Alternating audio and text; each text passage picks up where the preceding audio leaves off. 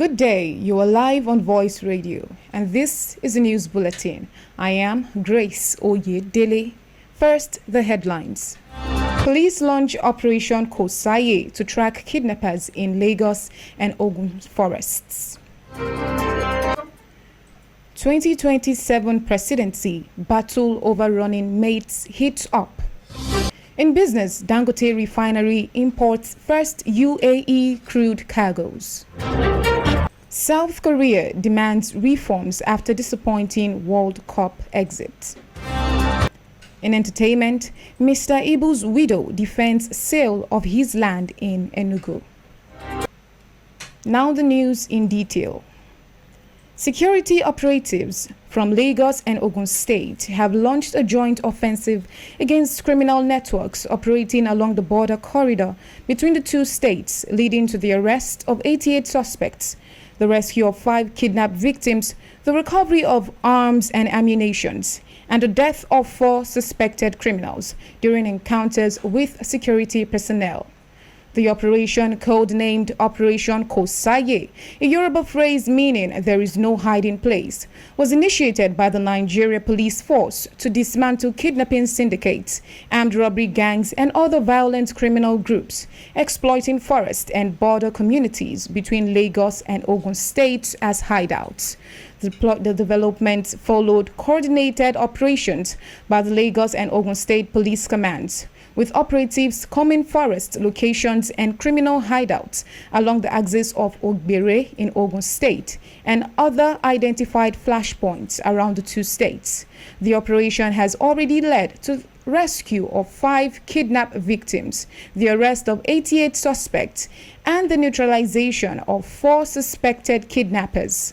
The operation was inaugurated at the police training school in Ikperu, Remo, where the commissioners of police for Ogun and Lagos states, Bode Ojajuni and Tijani Fatai, outlined its objectives. According to Ojajuni, the name Kosaye captured the mission of the security operation to ensure that criminals have no safe haven within the Lagos and Ogun axis. With the July 11 deadline for submission of candidates' particulars to Independent National Electoral Commission fast approaching, only a handful of political parties have settled their presidential tickets for the 2027 general election.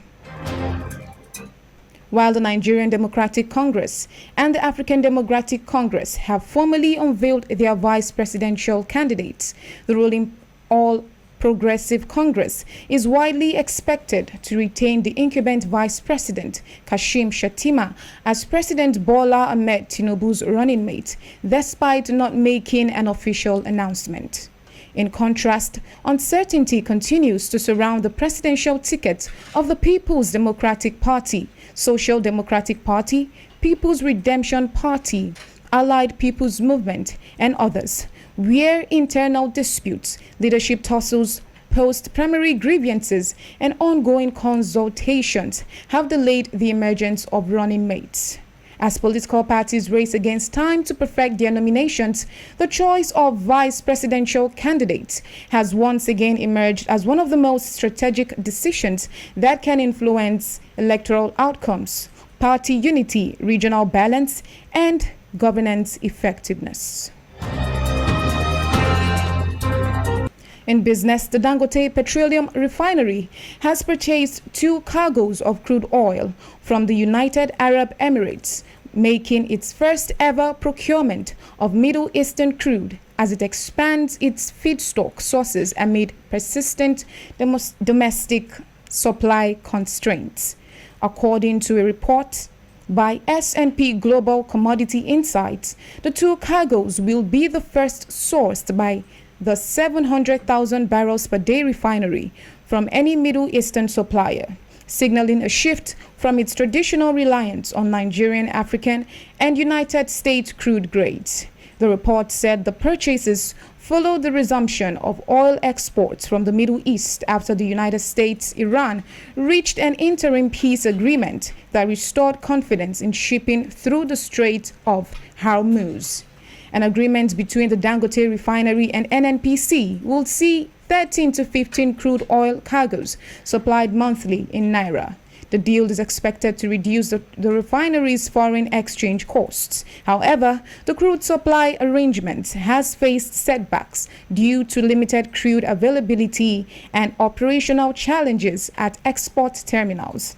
According to Dangote's refinery CEO David Bird, these issues have forced the Dangote refinery to source additional crude from outside Nigeria.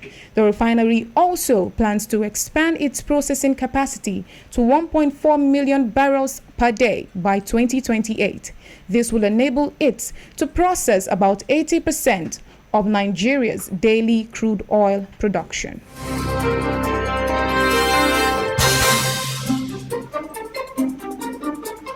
In sports, South Korea dismissal World Cup first-round exit has sparked fury at home, and calls for a complete reform at the top have not been silenced by coach Hong Myung-boo's resignation.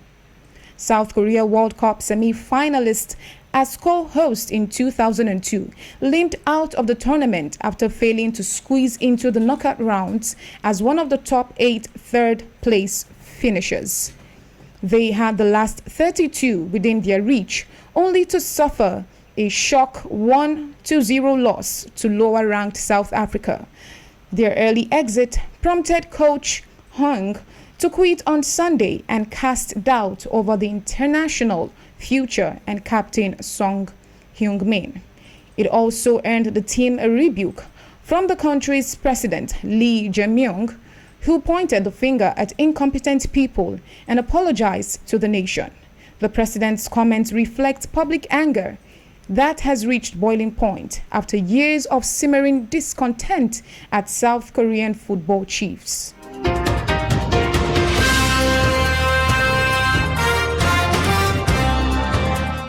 Stella Maris, the widow of the late Nollywood actor John Okafor, popularly known as Mr. Ibu, has responded to allegations made against her by her husband's son, Somto Chukwu.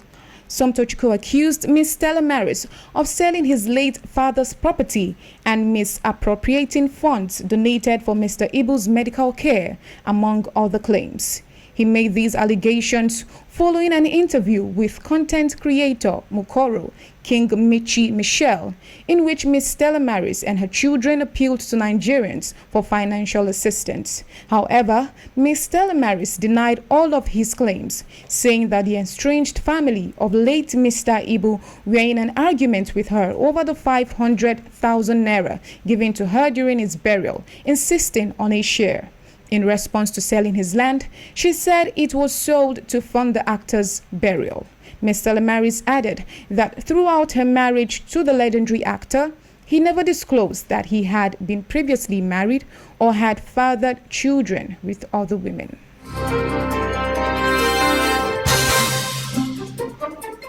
If you're just joining us, this is the news bulletin on Voice Radio.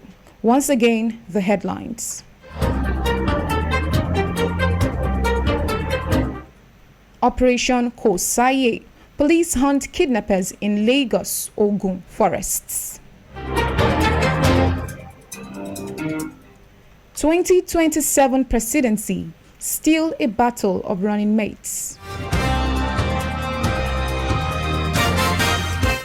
Dangote refinery imports first UAE crude cargoes. South Korea demands change of dismissal World Cup exit. Mr. Ibu's widow defends sale of his land in Enugu.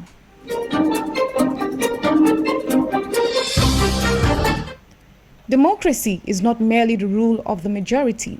It is the protection and expression of every voice in society. This is Voice Radio. Follow us on all our social media platforms or download the Voice Radio app on Google Play Store. You can also reach us via our marketing line 091 6218 81614 091 6218 1614. I am Grace Oyedele, and until next time, please do stay safe.